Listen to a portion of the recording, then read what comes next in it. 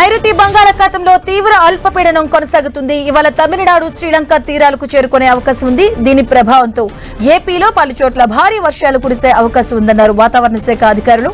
దక్షిణ కోస్తా, రాయలసీమపై 2 రోజుల పాటు అల్పపీడన ప్రభావం ఉండబోతుంది. నెల్లూరు, తిరుపతి జిల్లాలో పలు చోట్ల భారీ వర్షాలు కురిసే ఛాన్స్ ఉంది. నెల్లూరు, తిరుపతి, అన్నమయ్య, చిత్తూరు, సత్యసాయి జిల్లాలకు ఎల్లో అలర్ట్ జారీ చేసింది వాతావరణ శాఖ. భారీ వర్షాలు కురవబోతుండటంతో రైతులు వెంటనే పంటలు సురక్షిత ప్రాంతాల్లో భద్రపరుచుకోవాలని వాతావరణ శాఖ సూచించింది.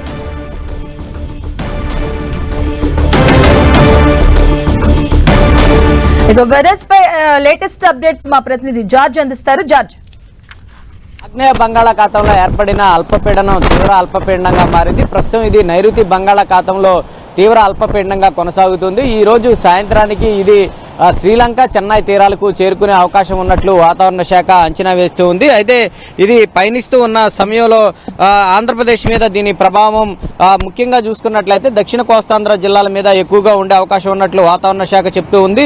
ముఖ్యంగా చూసుకున్నట్లయితే నెల్లూరు, తిరుపతి జిల్లాల్లో పలు చోట్ల భారీ వర్షాలు, అలాగే అన్నమయ్య, చిత్తూరు, సత్యసాయి జిల్లాలో చూసుకున్నట్లయితే కనుక భారీ నుంచి అతి భారీ వర్షాలు సైతం కూడా 1-2 చోట్ల కూడా కురిసే అవకాశం ఉంది. మిగిలిన చోట్ల మోస్తారు వర్షాలు కురిసే అవకాశం ఉన్నట్లు వాతావరణ శాఖ అంచనా వేస్తూ ఉంది. అదే ఇది పయనిస్తూ బలపడుతుందా లేదా బలహీన పడుతుందా అనే దాని మీద కూడా వాతావరణ శాఖ ఇప్పటి వరకు ఏం ప్రకటించినప్పటికీ దీని ప్రభావంతో చూసుకున్నట్లయితే కనుక చెదురుమదురు వర్షాలు నిన్న రాత్రి నుంచి కూడా చాలా చోట్ల కూడా కురుస్తూనే ఉన్నాయి. ఇప్పటికే చూసుకున్నట్లయితే బెంగాల్ తుఫాను ప్రభావంతో చూసుకున్నట్లయితే కనుక దక్షిణ కోస్తాంధ్ర జిల్లాలో విస్తారంగా ఇప్పటికే వర్షాలు కురిశాయి.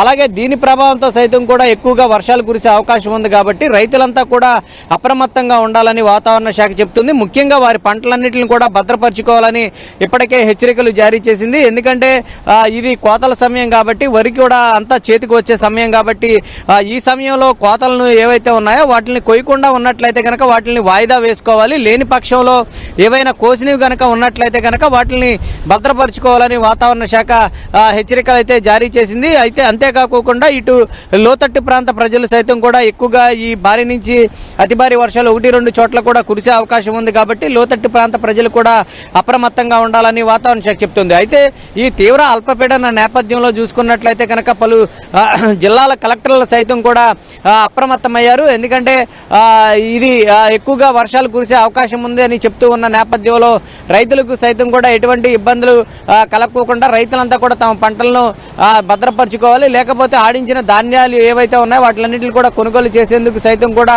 కేంద్రాలను సైతం కూడా ఏర్పాటు చేస్తున్నట్లు చెప్తూ ఉన్నారు.